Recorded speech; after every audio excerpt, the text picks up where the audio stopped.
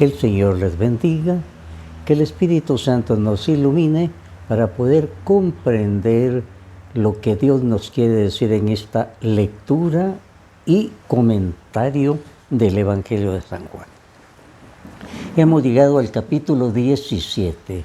Imagínese usted a Jesús con sus 12 apóstoles en la última cena, en una casa de doble nivel, una casa de un hombre rico. El hombre rico le prestó su casa a Jesús para que celebrara ahí la cena de Pascua. Él no sabía que iba a ser la última cena, que iba a quedar solemnemente preparada. Entonces, en el capítulo 17, Jesús comienza como a hablar con Dios directamente y dice: Padre, la hora ha llegado, glorifica a tu Hijo, para que también tu Hijo te glorifique a ti. Aquí habla de un término que San Juan repite mucho, la hora, mi hora. Muchas veces a Jesús quisieron matarlo y él se escabulló y decía: no ha llegado mi hora. Para Jesús la hora es el momento de su muerte y su resurrección. Entonces no ha llegado mi hora. En el versículo 6 dice: yo te he glorificado aquí en el mundo, pues he terminado lo que me mandaste hacer. Ahora pues, Padre, dame en tu presencia la misma gloria que yo tenía contigo desde antes que existiera el mundo. Aquí está concordando con el capítulo 1. Jesús es la palabra de Dios, siempre ha existido. Dame la gloria que yo tenía antes de venir aquí, Padre. O sea, Jesús ya sabe que al resucitar y al ascender va a recuperar la gloria que perdió, porque se despojó de su categoría de Dios para hacerse hombre. Nunca dejó de ser Dios, sino de los privilegios que él tenía como Dios, se despojó para vivir entre nosotros. Versículo 6. A los que escogiste del mundo para dármelos, les he dado a saber quién eres. Eran tuyos y tú me los diste, y han hecho caso de tu palabra. Ahora saben que todo lo que me diste viene de ti, pues les he dado el mensaje que me diste y ellos lo han aceptado. Se han dado cuenta de que en verdad he venido de ti y han creído que tú me enviaste. Yo les he comunicado tu palabra, pero el mundo los odia, porque ellos no son del mundo, como tampoco yo soy del mundo. No te pido que los saques del mundo, sino que los protejas del maligno. San Juan repite mucho el mundo. El mundo es lo que se opone al reinado de Dios. No es el cosmos, sino lo que se opone al reinado de Dios. Los he sacado del mundo, dice, pero los deja muy bien plantados en el universo. Así es que no es el cosmos. Ahora, en el capítulo 18, después de la última cena con sus apóstoles, Jesús va a pasar a lo que se llama el huerto de Getsemaní. Era un jardín que a veces le prestaban para estar ahí con sus discípulos. El capítulo 18 dice: Jesús salió con sus discípulos para ir al otro lado del arroyo de Cedrón. Ahí había un huerto donde Jesús entró con sus discípulos. También Judas, el que lo estaba traicionando, conocía el lugar, porque muchas veces Jesús se había ido a reunir ahí con sus discípulos. Así que Judas llegó con una tropa de soldados y con algunos guardianes del templo enviados por los jefes de los sacerdotes y por los fariseos. Estaban armados y llevaban lámparas y antorchas. Pero como Jesús ya sabía todo lo que iba a pasar, salió y les preguntó: ¿a quién buscan? Ellos le contestaron: a Jesús de Nazaret. Jesús dijo: yo soy. Judas, el que lo estaba traicionando, se encontraba ahí con ellos. Cuando Jesús dijo, yo soy, se echaron hacia atrás y cayeron al suelo. Esto es muy importante. ¿Quiénes son los que están ahí? No son unos muchachitos, son gente armada, bien armada. Vienen para capturar a Jesús. Y él les pregunta, ¿a quién buscan? Y cuando él dice, yo soy, caen por tierra. Y esto se va a repetir 3 veces. 3 veces. 3 veces. Ellos se levantan asustados. ¿Qué nos pasó? Y Jesús les vuelve a decir, ¿a quién buscan? A Jesús Nazareno, yo soy, y vuelven a caer. Jesús muchas veces se había descolgado de aquella captura que ellos le querían hacer anticipadamente. Había huido, porque no había llegado su hora, ahora ya llegó. ¿Por qué cayeron al suelo? Es que cuando Jesús preguntó, ¿a quién buscan? Y él dijo, yo soy el nombre de Dios. Estaba pronunciando el nombre de Dios. Y aquellos no aguantaron el poder del nombre de Dios y cayeron al suelo. En el capítulo 3 del Éxodo, Moisés le pregunta a Dios, y si el faraón me dice, ¿quién es el que te envía? ¿Quién eres tú? ¿Quién eres tú? ¿Cómo te llamas? Y Jesús revela su nombre. Le dice, yo soy el que soy, que en hebreo se dice Yahvé. Así es que cuando dice el nombre, caen. Jesús en ese momento hubiera podido escabullirse, huir como otras veces cuando lo querían capturar, pero ahora no, aquí. Él se entregó, ya era su hora. Ahora ya no huía Jesús. Esto es muy importante. ¿Cómo es eso que cayeron? Porque no hay ninguna otra explicación. Yo soy y cae mal al suelo. Y no una vez, 3 veces. Porque yo soy. Y también este yo soy, San Juan lo repite varias veces para que se vea que Jesús de veras es Dios. Yo soy la luz del mundo. Yo soy el buen pastor. Yo soy la puerta para las ovejas. Y ese yo soy se repite 7 veces. 7 veces en la Biblia quiere decir plenitud. Jesús dice que Él es Dios. Esto sucedió para que se cumpliera lo que Jesús mismo había dicho. Padre, de los que me diste, no se perdió ninguno. Entonces Simón Pedro, que tenía una espada, la sacó y le cortó la oreja derecha a uno llamado Malco, que era criado del sumo sacerdote.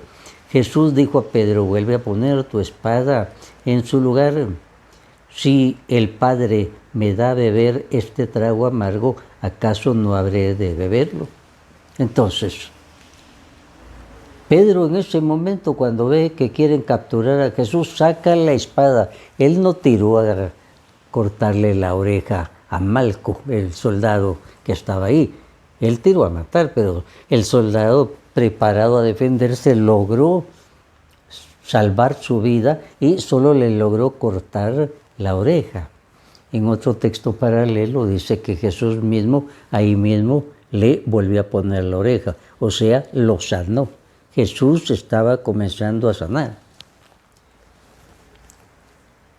Ahora capturan a Jesús y lo tienen que llevar primero ante un sacerdote, ante el sacerdote Anás. Él le va a hacer varias preguntas, pero la pregunta clave va a ser esta. ¿Eres tú el Hijo de Dios vivo? Es decir, ¿eres tú Dios? Jesús en este momento hubiera podido decir, no, me entendieron mal, yo no quise. Ya no podían condenarlo, porque aquí era un juicio que le iban a hacer de tipo religioso. Este era ante el sumo sacerdote Anás, era juicio de tipo religioso. Entonces la pregunta es, ¿eres tú el Hijo de Dios vivo? Es decir, ¿eres Dios? Sí, dijo Jesús. Entonces el sacerdote se rasgó las vestiduras. Es un gesto para anunciar escándalo. Ha blasfemado, dijo el sacerdote. Blasfemar quiere decir la ofensa más grande contra Dios.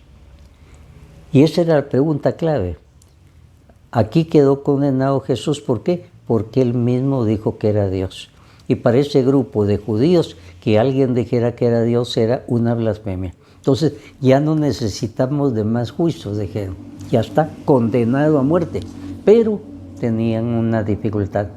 Los judíos estaban bajo la potestad de los romanos que los estaban dominando. Ellos no podían condenar a muerte.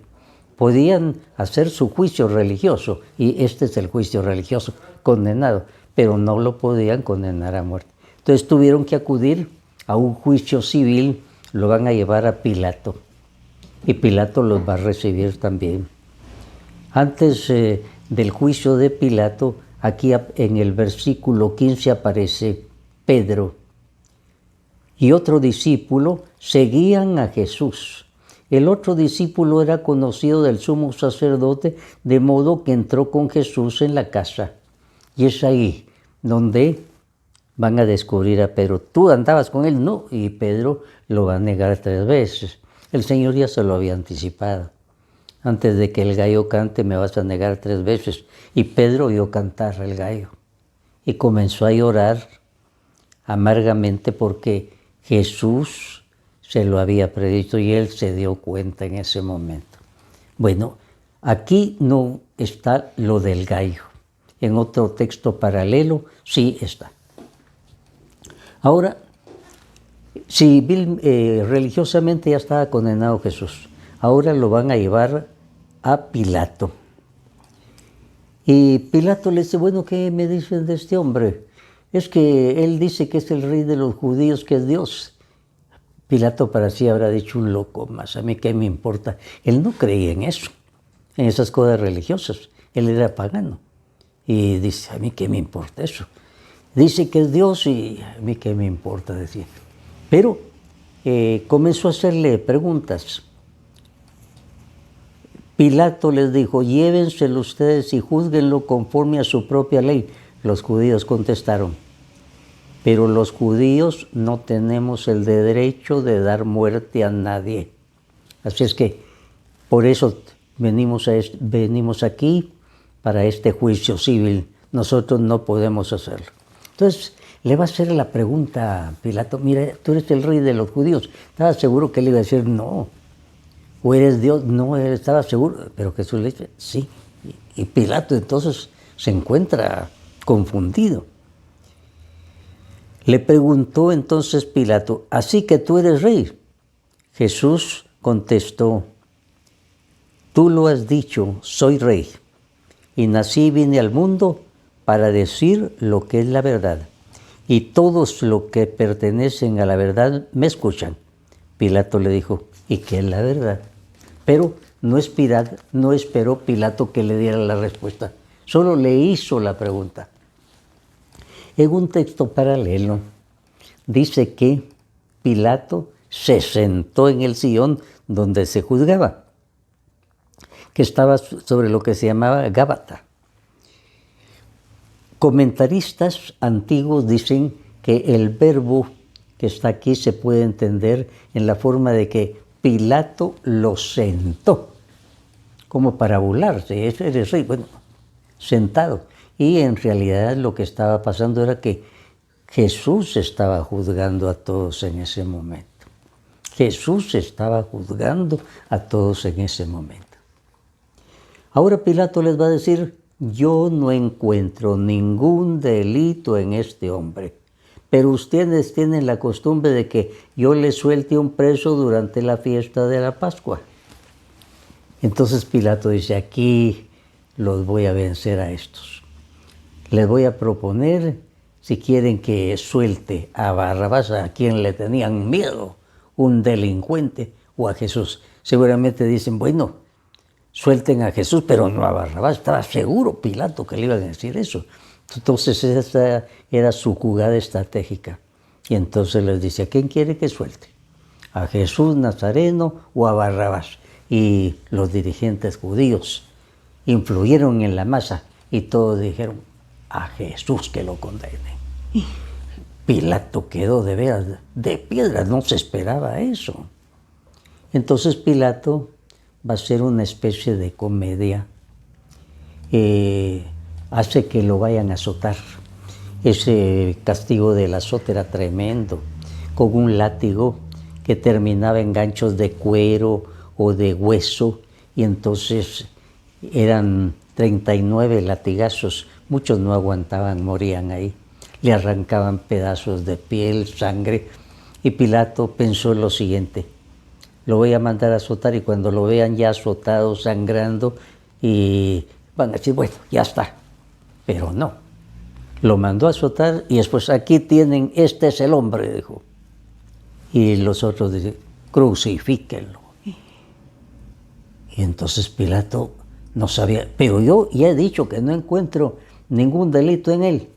Si no lo crucificas, se lo vamos a decir al César. Aquí lo derrotaron. Le tocaron el aspecto político. Aquí estaba en juego su puesto político. Y aquí Pilato fue donde quedó derrotado. Traigan una palangana. Se lava las manos con agua. Yo soy inocente de este delito. Yo no tengo nada que ver aquí. Ya dije que no encuentro delito en él. Ahí se los entrego. ¿Qué juez va a hacer eso, verdad? Pero a Pilato lo arrinconaron. Si no lo condenas, se lo vamos a decir al César. César, el poder máximo. Ahí estaba en juego el puesto político de Pilato. Su esposa le había mandado a decir, mira, no te metas con él, he tenido sueños muy turbadores con él, pero no hizo caso. Así es que Pilato se los entrega y les dice, ahí tienen a ese hombre. Y todos, crucifícalo, crucifícala. Aquí en el capítulo 19, del versículo 6 en adelante, dice, pues llévenselo y crucifíquenlo ustedes, porque yo no encuentro ningún delito en él. Los judíos le contestaron, nosotros tenemos una ley, y según nuestra ley debe morir, porque se ha hecho pasar por el Hijo de Dios. Así, aquí estaba la clave. Para los judíos era el pecado más grande, se había hecho pasar, según ellos, por el Hijo de Dios. Versículo 12 en adelante. Desde aquel momento, Pilato buscaba la manera de dejar libre a Jesús. Entonces, acudió a los azotes, pero no le resultó, hasta que, al oír eso, se los entregó de una vez. Bueno, en el versículo 19 dice, Pilato mandó poner sobre la cruz un letrero que decía, Jesús Nazareno, Rey de los Judíos. Muchos leyeron aquel letrero porque estaba escrito en hebreo, en latín y en griego. En este tiempo de la Pascua llegaba mucha gente de muchos lugares y de muchas lenguas. Entonces, para que todos entendieran, Jesús Nazareno, Rey de los Judíos, fue puesto como un letrero en lo alto de la cruz, pero en 3 lenguas. En hebreo, que era la lengua del pueblo de Dios, en latín, que era la lengua de los romanos, y en griego, que era la lengua que hablaba la mayor parte del mundo en ese momento. Así es que el letrero en 3 lenguas. Versículo 23. Después que los soldados crucificaron a Jesús, recogieron su ropa y la repartieron en 4 partes, una para cada soldado. Tomaron también la túnica, pero como era sin costura, tejida de arriba a abajo de una sola pieza, los soldados se dijeron unos a otros, no la rompamos, sino echémosla a las suertes, a ver a quién le toca. Así se cumplió la escritura que dice, se repartieron entre sí mi ropa y echaron suertes mi túnica. Ya estaba escrito en la Biblia. Unos 700 años antes ya estaba escrito que se van a repartir mis vestidos. El Isaías 53 decía, lo van a matar con delincuentes y se van a repartir más vestiduras y además lo van a enterrar con los ricos. Y después vamos a ver que José de Arimatea llega y entrega su mausoleo para que pongan a Jesús. Ya estaba profetizado, se cumplió todo esto. Versículo 25. Junto a la cruz de Jesús estaban su madre, la hermana de su madre, María, esposa de Cleofás, y María Magdalena. Cuando Jesús vio a su madre y junto a ella al discípulo a quien él quería mucho, dijo a su madre: mujer, ahí tienes a tu hijo. Luego le dijo al discípulo: ahí tienes a tu madre. Desde entonces ese discípulo se la llevó a su casa. Esto es muy importante. La Virgen María, ahí junto a la cruz, viendo cómo despedazaban a su hijo. Qué martirio tan grande. Y aquí se estaba cumpliendo lo que el anciano Simeón le había profetizado.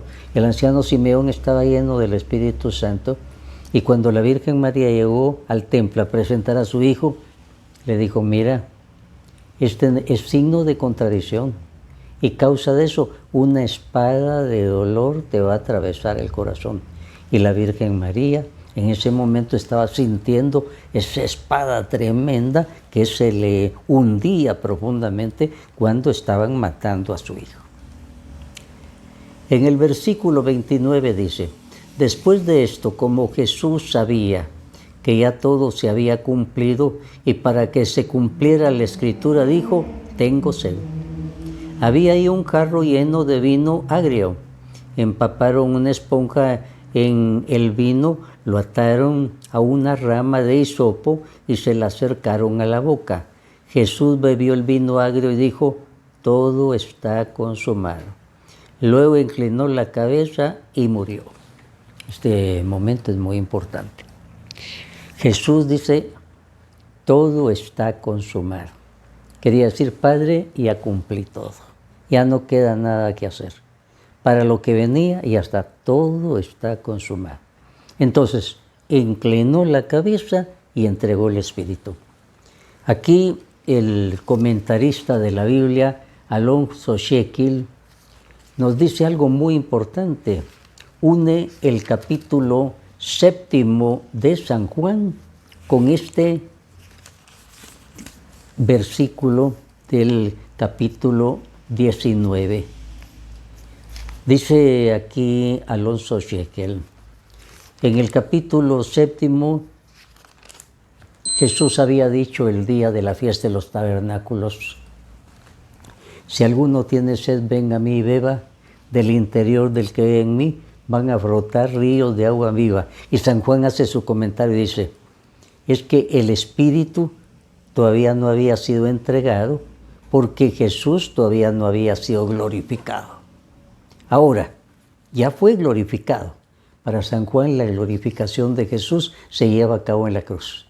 Cuando Jesús dice: todo está consumado, inclinó el Espíritu y inclinó la cabeza y entregó el Espíritu. Ahora ya puede entregar el Espíritu Santo. Entregó el Espíritu. Así lo dice el comentarista Alonso Shekel, uniendo este pasaje del capítulo 7 con este del capítulo 19. Jesús entonces muere.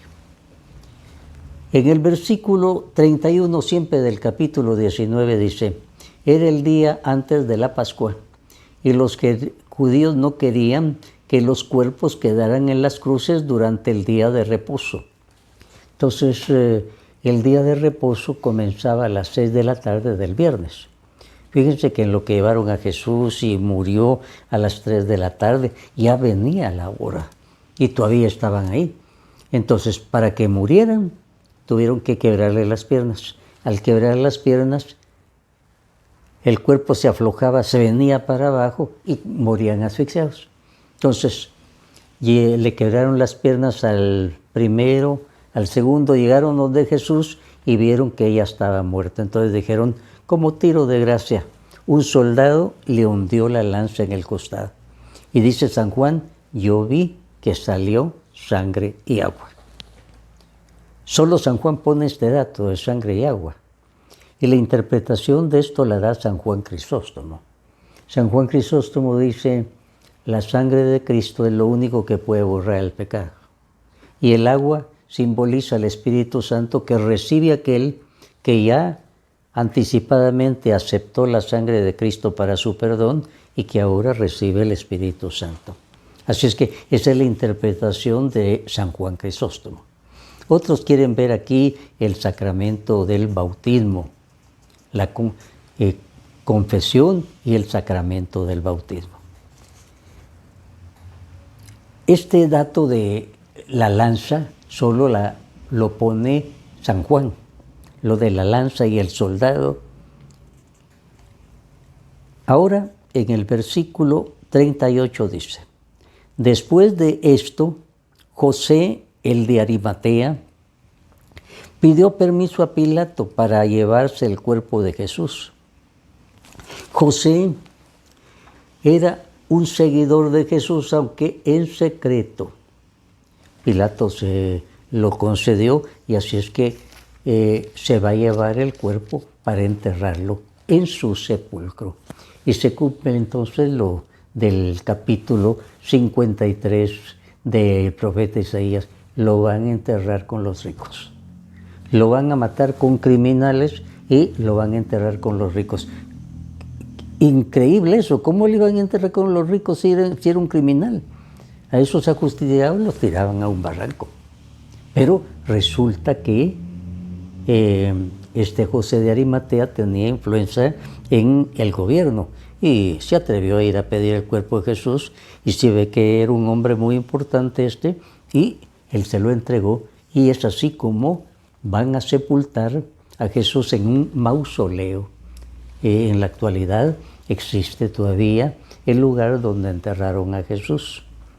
Yo tuve la gran bendición del Señor de celebrar ahí donde pusieron el cuerpo de Jesús. No es en la iglesita que está a un lado y el altar, sino ahí, debido a una gracia que me concedió el Señor y el favor que me hizo un padre franciscano. De madrugada me metió allá y juntos celebramos la misa, el lugar donde Jesús fue colocado, en su tumba en Jerusalén. Entonces, dice el capítulo 20, el primer día de la semana, María Magdalena va y resulta que encuentra el sepulcro vacío. Corre a avisar a la jerarquía de la iglesia. Salen corriendo Pedro y Juan, llegan. Pedro solo parece un inspector de policía y no dice nada. Juan sí da su testimonio. Dice que él, al nomás ver el sepulcro vacío, vio y creyó, porque se le había olvidado pensar que las escrituras decían que iba a morir y resucitar. Juan en ese momento dijo, resucitó. Pedro todavía se queda callado. Pero es que Juan estaba más preparado. Minuto a minuto había estado junto a la cruz. Y él tal vez hasta fue salpicado con la sangre de Cristo ahí en la cruz. Estaba preparadísimo. Pedro entonces todavía no, y regresaron. María Magdalena, cuando ellos se van, se queda. Y a ella se le va a aparecer Jesús. Ella está llorando y le dice, mujer, ¿por qué estás llorando? Y ella cree que es el jardinero. Señor jardinero, si usted lo tomó y se lo llevó a algún lugar, dígame dónde lo puso. Y Jesús le dice, María, cuando oye su nombre. Entonces se abrazó a los pies de Jesús. Fue la primera a la que se apareció Jesús. Imagínense ustedes, María Magdalena tenía un récord tremendo. Según los padres antiguos de la iglesia, había tenido una vida muy disipada. Pero el Señor la perdonó, de ella sacó 7 demonios, dice el Evangelio, y tuvo una gran conversión, y a ella se le apareció. Y no solo, la mandó a dar la gran noticia. Ella fue la primera que dio la noticia de que Jesús había resucitado. Se la dio a la jerarquía de la iglesia. Un pasaje importantísimo. Lo que significa eso. El Señor a María Magdalena la manda. Es que para el Señor, una vez que perdonó, es para siempre. Por eso Isaías 43, 25 dice, no me acordaré más de sus pecados. Para Jesús ya no contaba los 7 demonios, contaba esa mujer que se había convertido. Bueno, el Señor entonces ahora se va a aparecer a los apóstoles. Están escondidos en un cuarto. Y dice San Juan, sin que se abrieran puertas ni ventanas, aparece el Señor y les dice, Shalom, la paz con ustedes. y ellos se asustan. San Lucas dice que se asustaron, creyeron que era un fantasma. Jesús les dice, miren mis manos y mi costado.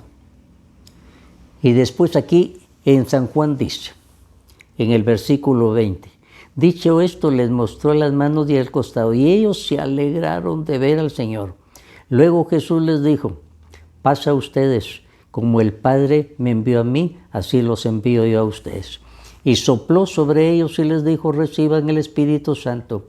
A quienes ustedes perdonen los pecados les quedarán perdonados, y a quienes no se los perdonen les van a quedar sin perdonar. En este momento, no solo perdonó a los apóstoles, cuando les dijo, miren mis manos y mi costado, aquí está el precio que yo pagué por el pecado de ustedes, ahora los hace instrumentos de perdón. Les entrega el ministerio del perdón, que ahora llamamos la confesión. A quienes ustedes perdonen los pecados, les van a ser perdonados. Y a quienes no se los perdonen, les van a ser retenidos. Ahora, aquí se nos dice lo siguiente. Jesús hizo muchas otras señales. No están escritas en este libro, pero estas se han escrito para que ustedes crean que Jesús es el Mesías, el Hijo de Dios, y para que creyendo tengan vida en su nombre. Aquí está la finalidad del Evangelio. Todo el tiempo está machacando Juan para que se crea que Jesús es el Mesías y creyendo venga la vida eterna. Esa es la finalidad. En el capítulo 21 se nos dice que los apóstoles van a pescar con Pedro y no pescan nada. Pasan toda la noche y no pescan nada. Y cuando ya desilusionados van llegando a la playa, oyen a alguien que les dice, ¿pescaron algo? No, dijeron, tiren la red a la derecha. Lo hacen y las redes no aguantaban los 153 pescados grandes, dice. Y es Jesús, gritó San Juan. Pedro se tiró al agua para estar cerca del Señor. Al llegar allá a la playa, el Señor ya les tenía preparado un desayuno caliente. Pero dijo, traigan de los peces de ustedes también. Y cuando estaba ahí, a Pedro le hizo una pregunta al Señor. Pedro, ¿me amas tú más que esto? Sí, Señor, tú. Pero 3 veces le preguntó lo mismo.